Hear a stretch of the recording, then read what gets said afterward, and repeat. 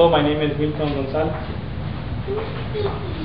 Hi, my name is Alma Gonzalez. My name is Justin Monroe. My name is Javier Nieves.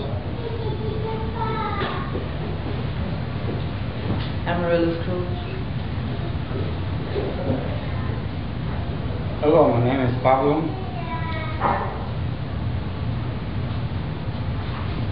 Hello, my name is Javier.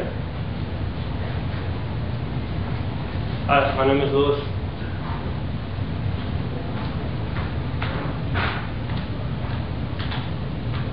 In the past, both women and men have adhered to specific gender roles or social behaviors in their lives. Traditionally, from an early age, men are taught that being successful, that being strong and independent, and being logical are traits that they need to follow. They are also taught that they should be the breadwinners or the providers. By the same token, from an early age on, females are encouraged to be submissive, they're encouraged to be dependent on men for support, nurturing, caring, and generally, the homemakers. As time has passed, however, gender roles have evolved and have become more dynamic and efficient. For example, most men are not the sole providers anymore, as most women also hold jobs outside the home. Both women and men share equal financial responsibility. The load of the household work doesn't rely on females anymore, as some men are adopting active roles within the household work. Similarly, the raising of the children is equally shared by both partners. The current progression of patterns and gender roles has proven to benefit the family as a whole and as individuals. And today, what I'm going to do is I'm going to illustrate for you the benefits for women and men, both in their personal and professional lives, and also the positive effects on children. Even though some people still react to others on the basis of their traditional roles, both women and men's occupations are slowly merging together.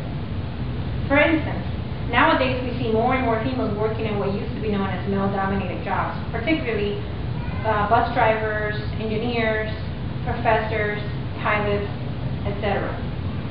Similarly, men are also pursuing careers that were traditionally dominated by females. Things like nursing, flight attendants, secretaries. There are also men that have opted to be the homemakers while the wife is the breadwinner. Another fact that is really, when a lot of women hold jobs, they become financially independent and they become more self-sufficient. The fact that both partners work alleviates the pressure of the financial burden on both sides. At the same time that we see positive outcomes of adopting non-traditional gender roles for both women and males. For example, we notice that women play more active roles in the decision-making process of the house, and so they feel as an important member of the household.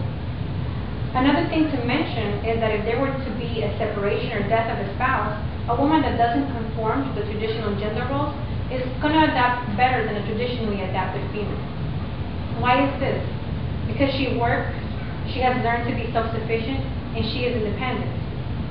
On the same token, men have also learned and adopted more female traits that have made their relationship better. Men have become more sensitive and understanding, they become more nurturing, and they communicate a lot better than 30 years ago. For example, by spending more time with their children, men have been able to improve the quality of their relationship and create stronger bonds with their children. Also, when men are more accepting of the changes in gender roles, they will more than likely pass this egalitarian behavior to their children. The child's upbringing determines the type of individual a child is going to become. On one hand, if the old-fashioned traditional roles are going to be taught to the children at an early age, parents can potentially limit the opportunities for their children. Their talents can be overlooked. Let's say, for example, if a girl was great at football and she was discouraged from participating because her parents believed that only men should play these type of sports. Or what if a male teenager wanted to pursue a cooking career and he was discouraged because the parents thought that this was a female-dominated career? On the other hand, if a child is raised in a non-traditional based home, he will learn from an early age that males and females should always have the same opportunities as each other. For instance, studies have shown that in a family where the mother works outside the home, small children see the world in the sense that everyone in the family contributes to society. Because of this, children are going to grow up to know that their gender is not going to hinder them from becoming anything they want to become. These children have higher self-esteem, they have higher levels of identity achievement, and and they will have more flexibility once dating and relationships start. In essence, even though the conventional roles of men and women are still alive, as time passes, people are becoming less and less traditional. As women and men share their workforce, they also share the load work of the house, and as we can see, this helps women get a great deal of self-esteem, as they now share more responsibility and they also share in important decisions. Similarly, men also benefit from the sharing of roles and even have the opportunity of developing more meaningful relationships with their family. Also, when given the opportunity, both women and men have proven to be equally efficient at performing each other's job-related tasks.